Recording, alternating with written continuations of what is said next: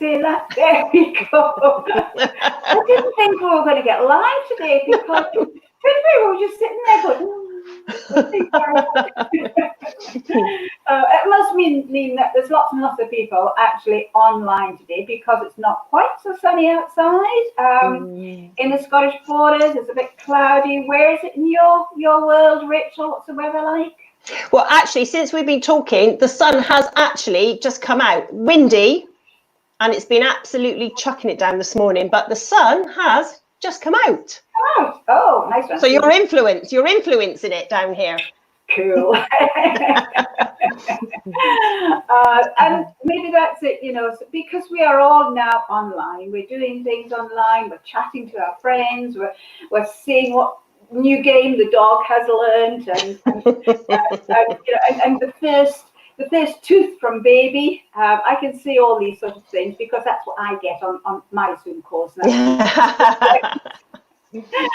So here we are again for another It's All About You broadcast, and we're almost near the end. There's only 9 after this one. And today we are going to be talking to Rachel. And I'm just going to go straight over to Rachel and say, Rachel, who are you and what do you do? Oh, well, thank you, Lindsay. And thank you for letting me be a part of your 100 Days Challenge to interview everybody. I've never actually done one of these before, so I'm kind of feeling a bit daunted by it, but also quite excited. Cool. It's quite nice to have all these new experiences. So I'm Rachel Nash, and I'm a virtual assistant. A bit about me first. I live in a place called Portishead near Bristol. It's a beautiful place. We live on the coast, so we've got we can go out and walk along the estuary. We've got a nature reserve, we've got a marina. So it's really nice to be able to get out, get some fresh air on our one walk a day. And I say we because I live with my husband and we tend to do that every morning. So like I said, I'm a virtual assistant. My company is called Smart Office Support. Lots of people often wonder what a virtual assistant or VA is and what they do. Because we've all come from sort of different experiences, backgrounds, and everything work that we've done, we're all doing very similar, but we're all very different as well. And you'll find out there that not every work, you won't be able to work with every virtual assistant. You'll find that somebody works better for you, another one works better for you in a different context. So we all do different things. I mean, you may have somebody who just specializes in things like bookkeeping, or they may do social media, marketing, and I'm under business support. So my sort of roles that I tend to do fall into the sort of business support area. So in here, you've got the traditional virtual assistant who will do things like managing your diary, doing some newsletters, emails, looking after your email management, responding to your clients. They'll do sort of the more virtual stuff where if you had an executive assistant or a PA in an office. So it's a similar sort of thing like that, but it's all just done virtually online and in their own time. And you'll find that they're full-time, part-time, work evenings, might only do weekends. So we're very flexible in what we do. And I offer a traditional VA service to the customers because I actually quite like all the sort of general admin and all that side of it. I love bringing some actual sort of processes and things into chaos and sorting it out. So stick me in a filing room and say, can you sort this out, Rachel? Love it, love it, love it. Just get in there, cup of tea, bar of chocolate, because you need the energy. Just leave me in there and I'll go for it. But alongside the virtual, sort of the more traditional side, I am also using a lot of my experience because I come from project management and PMO background and service desk. There's a lot of procedural things and project work that I've done. So what I also do is I offer sort of to support your business. So rather than just doing something, if I'm looking at how your processes run, so Lindsay, for example, say you were booking a lot of training courses and you're just doing it and pulling your hair out and running around, I can come in and look at your process and help you identify how we can smooth it out a bit, maybe automate some of it, and then actually maybe take on the implementation and always be your automation. So I will run all that for you and then just tell you when you need to turn up for your training. Sounds wonderful. So we can do that. But then I also, I come in sometimes and just do one-off events. So I've been working with a client recently, and she's been doing some branding. So I've been moving across all her branding into the new look so that everything's the same. And that in itself is a project. It's a beginning and an end. And I may go on and do other things with them, or that may just be what I've done for that person. And then I'll move on and do some other work. I always find that being a virtual assistant, unless it's the more traditional side, which you can improve on as well, you tend to come in, sort things out, and you either, there's two things will happen. Either you make yourself redundant because you've sorted it out so much and it's running so smoothly that they can do it at a few clicks, or it's doing so much more work that actually you need to say to them, Lindsay, I actually think you need to start bringing somebody in full time now. You know, there's so much here that this person can do. We've got all this done now, but I actually think you would be better off employing somebody who's solely committed to you now, full-time, part-time. So I kind of feel I do myself out of a job a bit. But that is the nature of coming in and using somebody, trialing them out, see how it works, see what they can do for you. But I really, really do enjoy it. Yes, I can tell. Yeah. I can tell. And you know, you're so right, because we can't all wear, you know, different hats. We can try, but Yes. there's only, you know, a handful of stuff that we can do really well, and certainly one thing we can do really, really well. And admin for me is not one of them. Yeah. You know, if you said to me, what can I do for you? I'd go, well, actually, I have no idea, because everything is just so up in the air. Yes. Yeah. And that's where you would come in and Yes. you would Yeah. guide me. Yeah. And it might be that actually all you needed was maybe an hour or so to go through a lot of things. And you realize what you're doing is taking you too much time. There are different ways you could do it, and you don't even need me, because actually we can show you how you can do it better. Wow.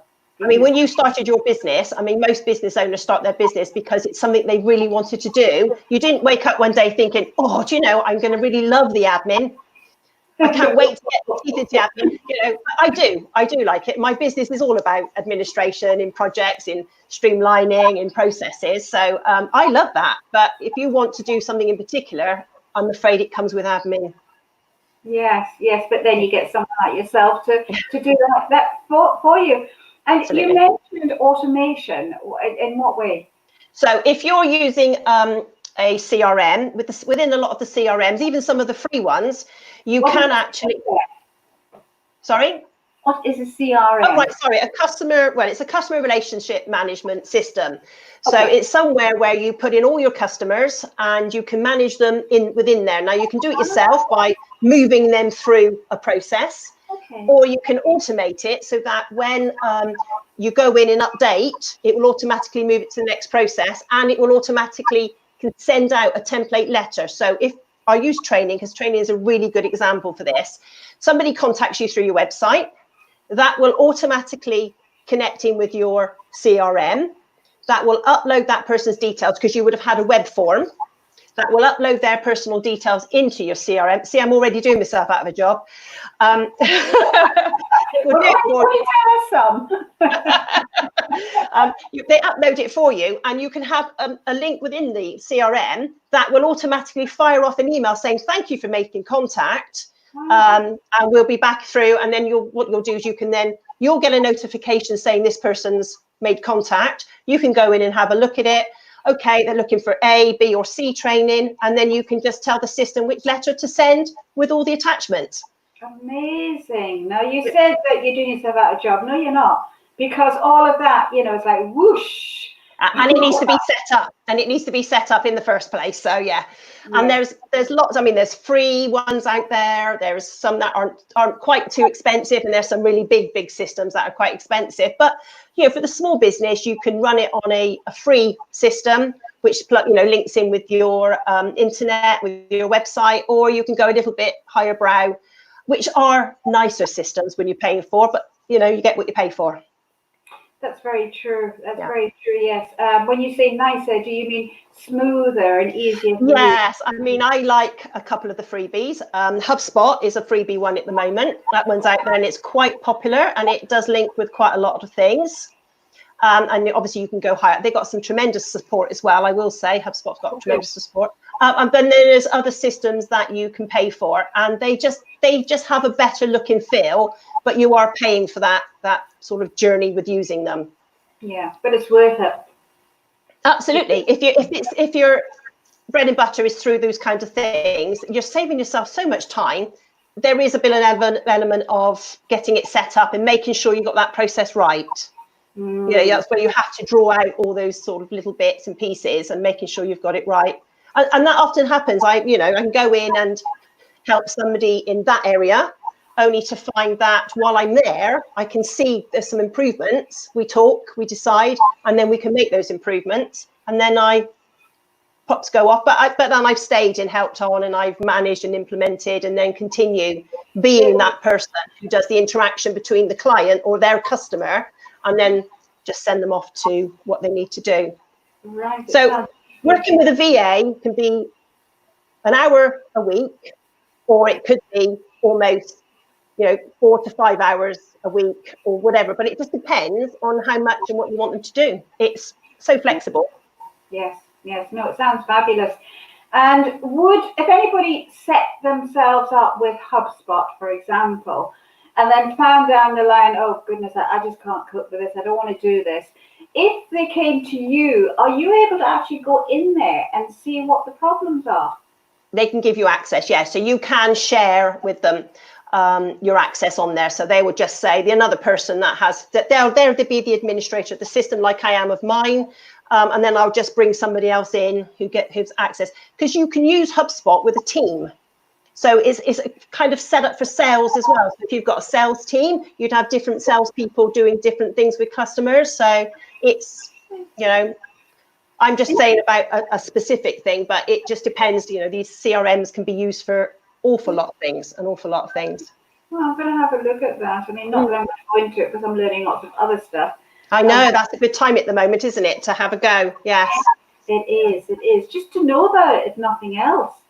Yeah. So, would you, when it comes to organizing what I do, would you recommend any digital product in particular, or do you like the old pen and paper? I do like the old pen and paper and diaries, but I do electronics. So I use 2 tools for managing what I class as a project. So as a client is a project, and I use Asana because I love the calendar version in there. But I also use Trello, which is another system you can use. And both ways, you can communicate with your client. So you as maybe a client can allocate tasks to me, and I can allocate them back as well, to keeping you on track with things. So it's a good electronic way of doing it, and it's personal preference with the 2. I've got different clients who like different things. Like I say, I like the Asana because I like the way the calendar is, but I use Trello for other things as well. Fabulous. I do use Trello all the time. Yeah. I've never used it with a group because I've never needed to, but to organize all my broadcasts, my 100 days broadcast, I couldn't have done it without Trello, I have to say. No. So I'm going to go over and check out Asana just out of sheer curiosity. So, yes. Rachel, absolutely wonderful. Lots of information there in connection with how we can keep our business on even keel without us getting, literally overwhelmed with all the paperwork. So I ask everybody a different question at the end. And my question to you was and is, what is your favorite hobby? Oh, well, that's an easy one. Jigsaws. Oh. I am a complete and utter addict for jigsaws. I'm actually not allowed to have them unless it's a bank holiday weekend, we've got holidays, or if my husband's watching any sport things going on, which he's not doing at the moment, because I live, breathe, eat, work over the top of them. I can't leave them alone. Start it, have to finish it. I can't, People can put them out and do a bit of piece here, I can't. It's my addiction. So so I have to manage my addiction. Love them. Do you know, I can resonate there with you. I mean, when my children were small, I did jigsaws then, because for me it was my leave me alone time. And I would I had it on a big board, and I would take it to the bedroom, sit on my bed, and the kids knew the time I was doing that, they were to stay quiet. Mind you, they never did, but you know, they didn't. They knew. Well done for trying. Yeah. But yes, I mean, I've got one in the cupboard there. I must bring out. It's a wolf, and it's absolutely massive. So yeah, mine are usually 1,000 pieces, and I've got a big board for them. Yeah. It is fun. It is fun. No, You know, something I might just go and hunt out. I know I've got some jigsaw boxes out there. Making you think now. Yeah. You are making me think. Yes, it's such a beautiful past. Actually, I shouldn't be saying this because you're going to be thinking, oh, what could do with doing a jigsaw? There's a bank holiday coming up. I've got one out of the loft ready. So yeah. It's May. We have 3 bank holidays in May. Oh. 3? Do we not? I think we have 3. I know May's got an awful lot of bank holidays. Still 2. They've moved the Monday to the Friday. Why? Because of VE Day. So the first one next week, yeah, it's been moved from Monday to Friday, and then you've got the one at the end. So it's only the 2 for us here, yeah. Oh no, I didn't know that. You see, you learn something every day. Yeah. Oh, well, I'll be thinking about you sitting there with the jigsaw on holiday. I love it. Thank you so much, Rachel. It's been fabulous talking to you. I enjoyed it. Anybody who wants to know about anything that we've talked about, and maybe something that we haven't talked about that Rachel can help you, then Rachel's link is there or there, whichever way I think it's above us that it comes in. And I know that Rachel will help you with any questions. Absolutely. Feel free to ask. Wonderful. So thank you so much, Rachel. Oh, you're welcome. I've enjoyed. Thank you. Okay, so I'm going to say goodbye to everybody in the Now group, and I will catch you again tomorrow for another It's All About You. So I'm saying bye-bye, and I'm saying bye-bye to Rachel. Bye-bye. Bye.